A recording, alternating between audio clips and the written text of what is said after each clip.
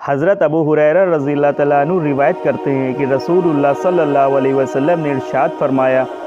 بندہ کبھی بے سوچے سمجھے کوئی ایسی بات کہہ دیتا ہے جس کی وجہ سے مشرق و مغرب کے درمیانی فاصلے سے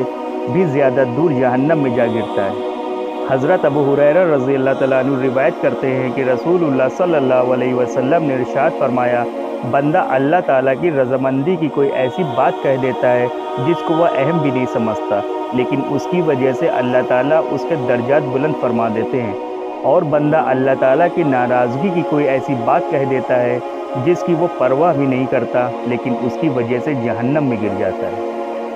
رسول اللہ صلی اللہ علیہ وسلم کی بیوی محترمہ حضرت ام حبیبہ رضی اللہ تعالیٰ عنہ فرماتی ہیں کہ رسول اللہ صلی اللہ علیہ وسلم نے ارشاد فرمایا، نیکی کا حکم کرنے یا برائی سے روکنے یا اللہ تعالیٰ کا ذکر کرنے کے علاوہ انسان کی تمام باتیں اس پر بوال ہیں، یعنی پکڑ کا ذریعہ ہیں۔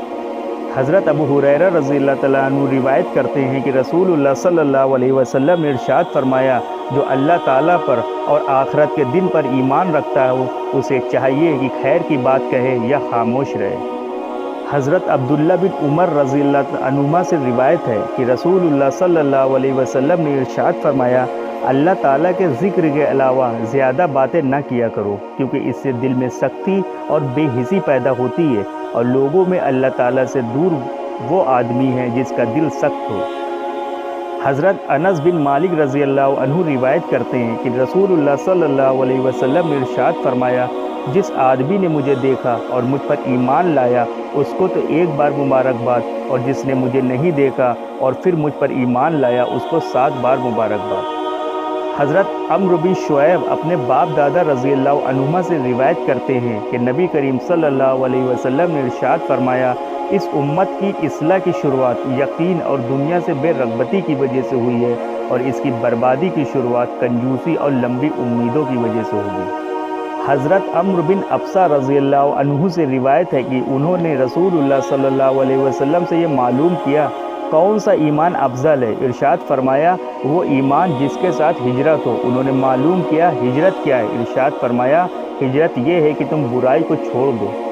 حضرت ابو ہریرہ رضی اللہ تعالیٰ عنہ نبی کریم صلی اللہ علیہ وسلم کا ارشاد نقل فرماتے ہیں، لا الہ الا اللہ کی گواہی کثرت سے دیتے رہا کرو، اس سے پہلے کہ ایسا وقت آئے کہ تم اس کلمے کو موت یا بیماری کی وجہ سے نہ کہہ سکو۔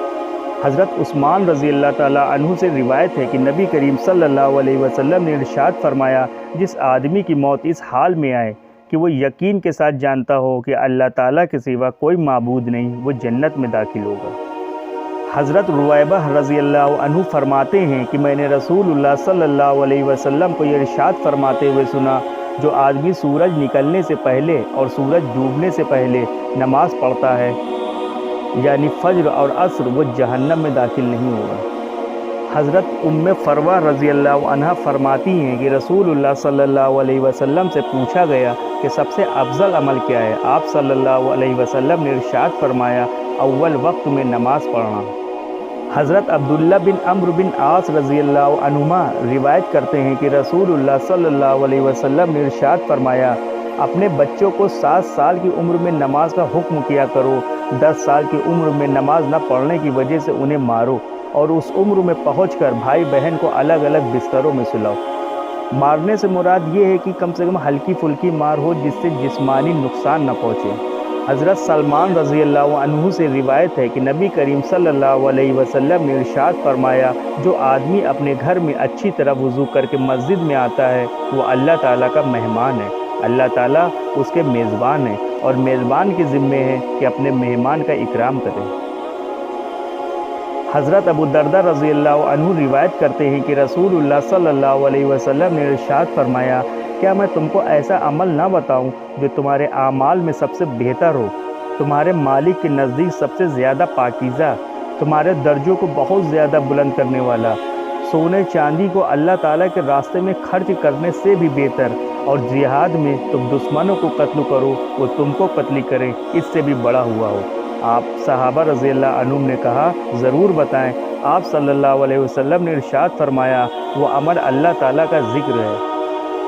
حضرت ابو دردہ رضی اللہ عنہ سے روایت ہے کہ رسول اللہ صلی اللہ علیہ وسلم نے ارشاد فرمایا، اللہ تعالیٰ کی طرف سے روزانہ دن رات بندوں پر احسان اور صدقہ ہوتا رہتا ہے، لیکن کوئی احسان کسی بندے پر اس سے بڑھ کر نہیں کہ اس کو اللہ تعالیٰ اپنے ذکر کی توفیق نصیب فرما دے۔ حضرت ابو ہریرہ رضی اللہ عنہ سے روایت ہے کہ نبی کریم صلی اللہ علیہ وسلم نے ارشاد فرمایا، اللہ تعالیٰ ارشاد فرماتے ہیں، میں اپنے بندے کے ساتھ ویسا ہی معاملہ کرتا ہوں جیسا وہ میرے ساتھ گمان رکھتا ہے، اور جس وقت وہ مجھ سے دعا کرتا ہے تو میں اس کے ساتھ ہوتا ہوں۔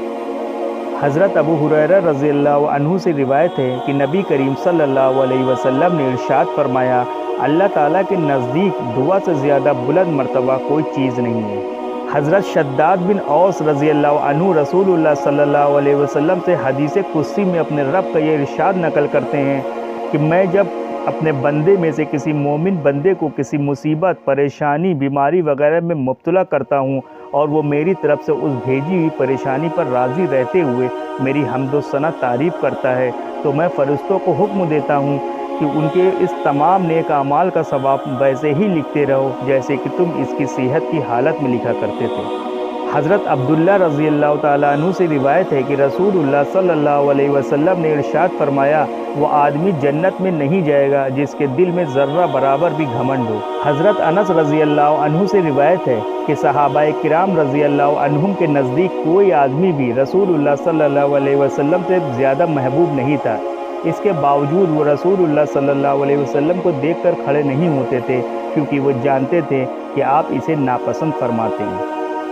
حضرت ابو دردہ رضی اللہ عنہ سے روایت ہے کہ میں نے رسول اللہ صلی اللہ علیہ وسلم کو یہ ارشاد فرماتے ہوئے سنا، جس آدمی کو بھی کسی کی طرف سے جسمانی تکلیف پہنچے پھر وہ اس کو معاف کر دے تو اللہ تعالیٰ اس کی وجہ سے ایک درجہ بلند فرما دیتے ہیں اور ایک گناہ معاف کر دیتے ہیں۔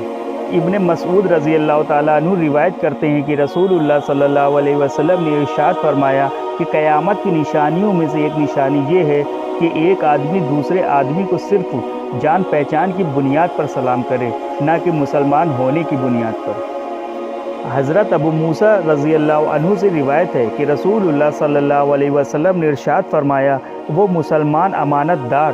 خزانچی جو مالک کے حکم کے مطابق خوش دلی سے جتنا مال جسے دینے کو کہا گیا ہے اتنا اسے پورا پورا دے تو اسے بھی مالک کی طرح صدقہ کرنے کا ثواب ملے گا۔ حضرت مالک رضی اللہ عنہ سے روایت ہے کہ رسول اللہ صلی اللہ علیہ وسلم نے ارشاد فرمایا، وہ دو بھوکے بھیڑیے جنہیں بکریوں کے ریوڑ میں چھوڑ دیا جائے بکریوں کو اتنا نقصان نہیں پہنچاتے جتنا آدمی کے دین کو مال کی حرص اور بڑا بننے کی چاہت نقصان پہنچاتی ہے۔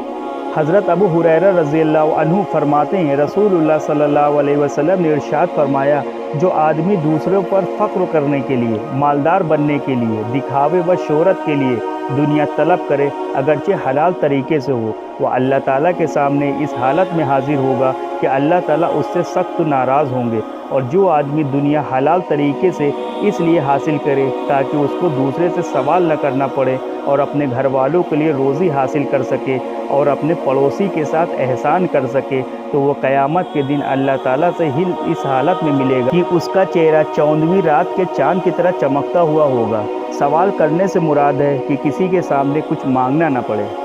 حضرت ابو سعید خدری رضی اللہ عنہ روایت کرتے ہیں کہ رسول اللہ صلی اللہ علیہ وسلم نے ارشاد فرمایا، آدمی صرف لوگوں کو ہنسانے کے لیے کوئی ایسی بات کہہ دیتا ہے جس سے کوئی حرج نہیں سمجھتا، لیکن اس کی وجہ سے جہنم میں زمین و آسمان کے درمیانی فاصلے سے بھی زیادہ گہرائی میں پہنچ جاتا ہے۔ اللہ تعالیٰ ہمیں کہنے اور سننے سے زیادہ عمل کی توفیق عطا فرمائے۔ آخر دعوانا ان الحمدللہ رب العالمین۔